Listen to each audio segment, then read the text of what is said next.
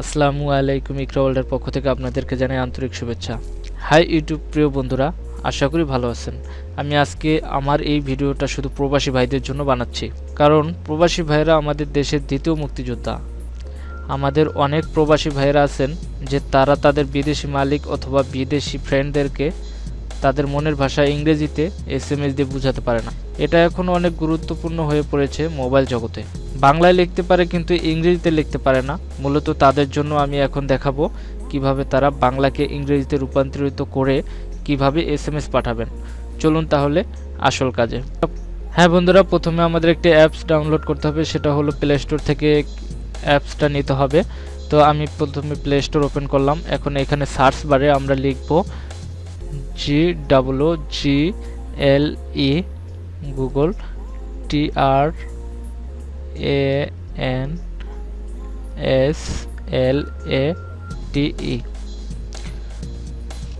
এই যে দেখুন গুগল ট্রান্সলেট। এই যে প্রথমে যে উপরে যেই অ্যাপসটা দেখতে পাচ্ছি আমরা, এটাই আমরা ইনস্টল করব। তো এটা সিম্পল ট্যাপ করে ওপেন করব। তারপর দেখুন এই যে দেখুন এটা আমার আগে থেকেই ইনস্টল করা আছে। আপনারা জাস্ট এখান থেকে ডাউনলোড করে নেবেন, ইনস্টলে ক্লিক করে তারপরে অ্যাকসেপ্ট করবেন, দেখবেন ডাউনলোড হয়ে গেছে।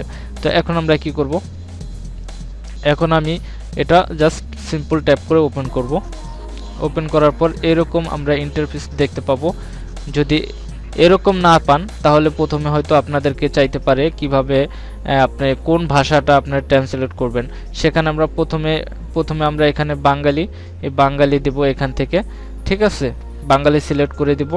তারপরে দ্বিতীয়ত আমরা কোন ভাষায় ট্রান্সলেট করব সেখানে ইংলিশ করতে হবে, ঠিক আছে।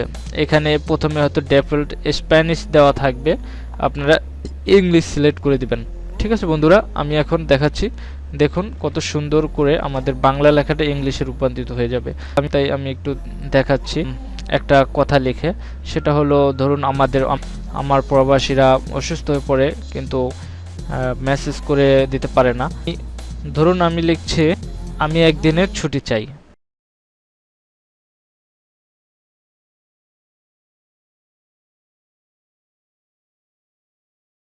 এই দেখুন আমি একদিনের ছুটি চাই, আমি অসুস্থ, অথবা ধরুন আমি এখানে খুব অসুস্থ লিখে দেই, খুব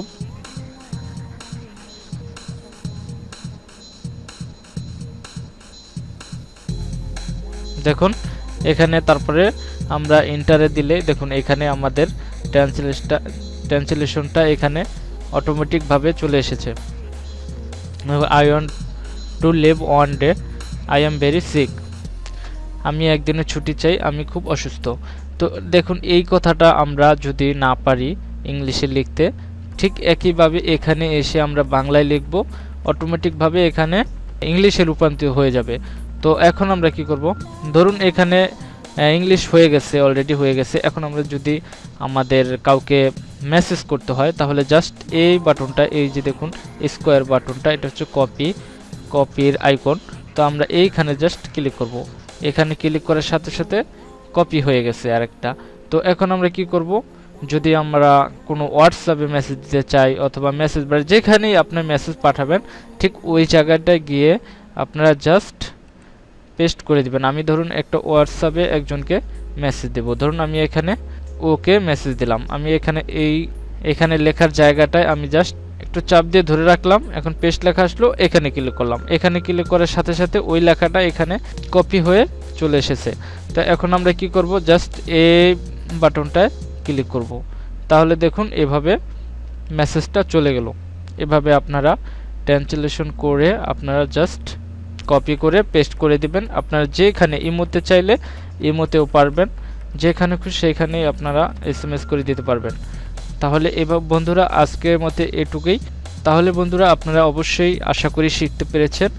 আর যদি আপনাদের এই ভিডিওটা ভালো লাগে তাহলে অবশ্যই আমার চ্যানেলটিকে সাবস্ক্রাইব করে রাখবেন, কারণ নতুন নতুন ভিডিও পেতে আপনাকে সাবস্ক্রাইব করতেই হবে। সাবস্ক্রাইব করলে আপনি আমার নতুন নতুন ভিডিওগুলো পাবেন। ধন্যবাদ বন্ধুরা আমার ভিডিওটি দেখার জন্য।